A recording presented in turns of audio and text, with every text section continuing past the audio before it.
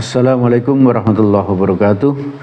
Alhamdulillahilladzi ahyana ba'dama amatana wa ilaihin nusyur.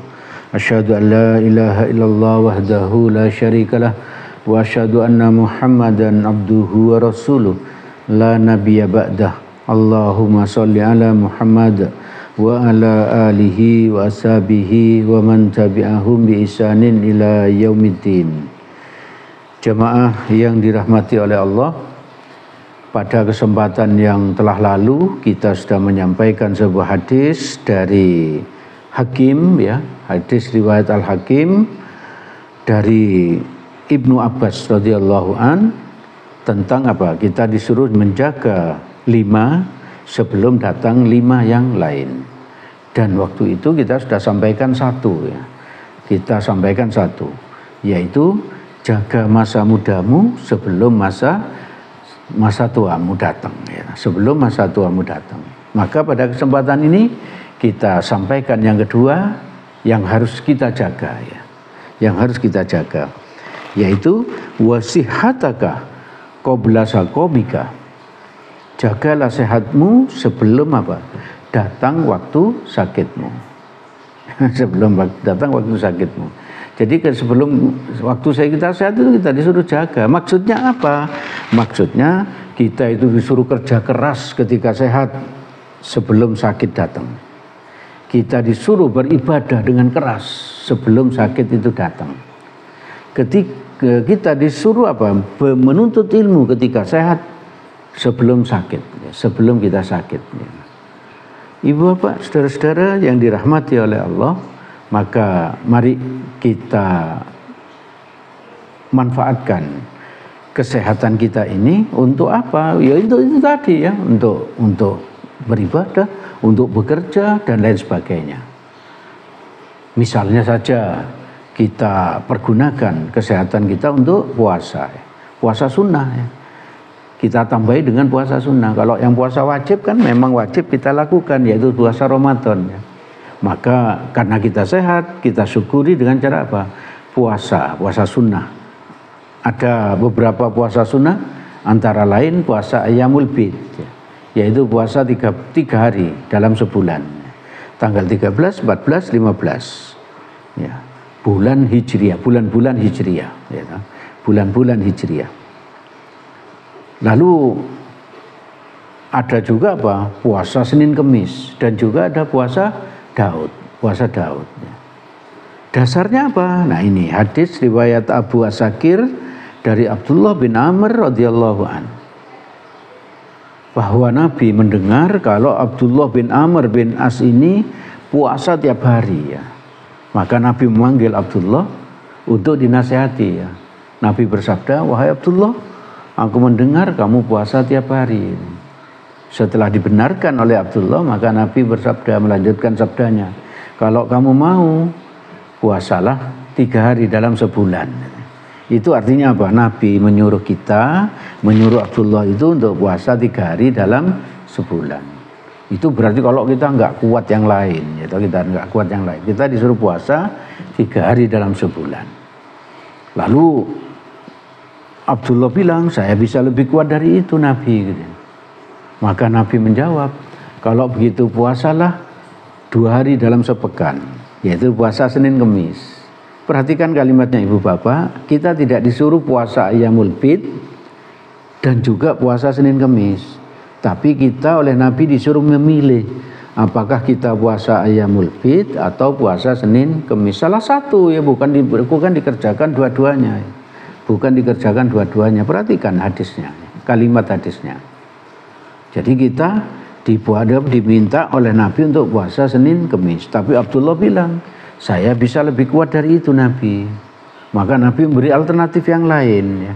Kalau kamu lebih kuat, kamu puasalah seperti puasa Daud. Sekarang puasa, besok enggak, lusa puasa, besoknya lagi enggak, dan seterusnya, ya. Secara bergantian. Apakah boleh dikerjakan 3-3-nya? Menurut hadis ini tidak, ya. Dikerjakan salah satu, ya. Dikerjakan salah satu. Ayyamul Bid saja. Kalau lebih kuat, ya puasa Senin Kemis. Kalau lebih kuat, puasa Daud, ya. Nah, mari kita gunakan kesehatan kita sebelum kita sakit untuk berpuasa, salah satu itu ya. Salah satu itu. Ibu bapak, saudara-saudara yang dirahmati oleh Allah, lalu apalagi yang bisa kita lakukan dengan kesehatan kita? Ya dengan menuntut ilmu, hadir ke majelis ilmu, ya seperti yang kita lakukan sekarang ini loh. Itu berarti apa? Kita mensyukuri nikmat sehat kita ya. Kita mensyukuri nikmat sehat kita. Kita menjaga sehat kita sebelum nanti sakit. Sebab kalau kita sakit sudah sulit untuk bisa datang ke majelis ilmu seperti ini ya. Sangat sulit ya, apalagi kalau sakitnya agak parah ya, agak parah. Mumpung sehat, ayo terus menuntut ilmu. Apa saja keutamaan menuntut ilmu? Agar kita mensyukuri nikmat sehat tadi, saya sampaikan beberapa hal ya. Bahwa orang yang menuntut ilmu, yang hadir ke majelis ilmu itu disayangi Allah ya. Dinaungi rahmatnya Allah. Terus yang kedua, mendapatkan ampunan Allah. Jadi kita nanti setelah ngaji ini pulang itu kita sudah dapat ampunan Allah. Sudah dapat ampunan Allah. Lalu ketika kita ngaji ini berarti kita duduk bersama malaikat. Iya toh, sering terus saya sampaikan bahwa kalau kita ngaji, malaikat ikut datang bersama kita, duduk bersama kita. Yang sayap-sayapnya sampai menjulang sampai ke langit. Nah, gitu loh. Jadi kita sekarang ini sedang duduk bersama malaikat. Cuman kita nggak bisa melihat mereka itu. Lalu saya sampaikan sebuah hadis untuk menyemangati kita agar mensyukuri nikmat sehat tadi untuk apa? Untuk menuntut ilmu. Hadis riwayat Muslim nomor 2701, ketika Nabi melihat sahabatnya sedang menuntut ilmu, menghadiri majelis ilmu seperti kita ini, maka Nabi bersabda, nah itu loh, andaikan Nabi masih hidup, maka Nabi ketemu kita sedang menuntut ilmu kayak gini, Nabi pun akan bersabda kepada kita. Seolah-olah Nabi bersabda kepada kita, yaitu apa? Bahwa baru saja Jibril memberitahu saya, kata Nabi, bahwa Allah membanggakan kalian semua ini, kata Nabi, di hadapan para malaikat-malaikat ya.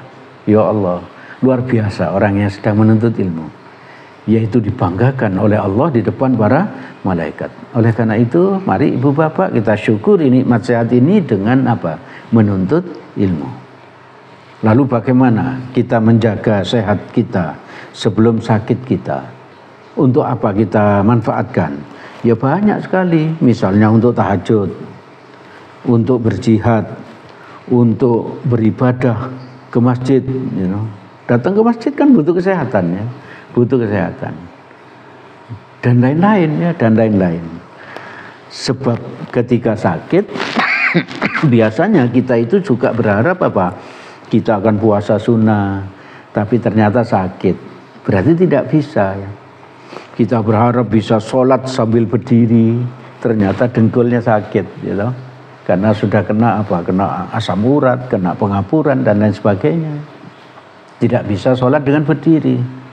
Padahal dulu ketika sehat, malas untuk sholatnya. Setelah sakit baru ingin sholat dengan berdiri pula. Lalu kita bisa berharap bisa pergi ke masjid, ternyata nggak bisa karena sakit ya. Atau setidaknya lambat berjalannya ke masjid, sangat lambat, tidak seperti orang sehat ya. Maka mari kita manfaatkan kesehatan kita ini selagi kita sehat. Jangan sampai kita nanti menyesal ya. Kenapa ketika sehat kok tidak kita manfaatkan secara maksimal untuk beribadah? Ibu bapak, saudara-saudara yang dirahmati oleh Allah, kita harus mengingat pesan Nabi itu tadi, bahwa jaga sehatmu sebelum sakitmu, sebelum sakitmu.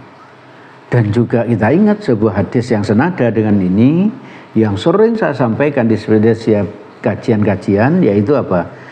Hadis riwayat Bukhari. Nabi bersabda, dua nikmat yang jarang disyukuri oleh manusia. Salah satunya apa? Nikmat sehat, yaitu nikmat sehat. Maka mari kita syukuri, kita jaga kesehatan kita dengan cara apa? Menuntut ilmu, bekerja keras, beribadah dengan baik, dan lain-lain. Ibu bapak, saudara-saudara yang dirahmati oleh Allah, itu yang bisa kami sampaikan pada kesempatan malam ini. Segala yang baik dan benar semuanya berasal dari Allah Subhanahu wa ta'ala. Semoga ada manfaatnya bagi kita, semoga Allah menolong kita agar kita bisa menjaga sehat kita sebelum kita sakit. Amin amin ya rabbal alamin. Dan apabila ada salahnya, saya mohon maaf yang sebesar-besarnya. Mari kita tutup majelis ini dengan doa kafaratul majelis. Subhanakallahumma wa bihamdik asyhadu an la ilaha illa anta astaghfiruka wa atubu ilaik. Assalamualaikum warahmatullahi wabarakatuh.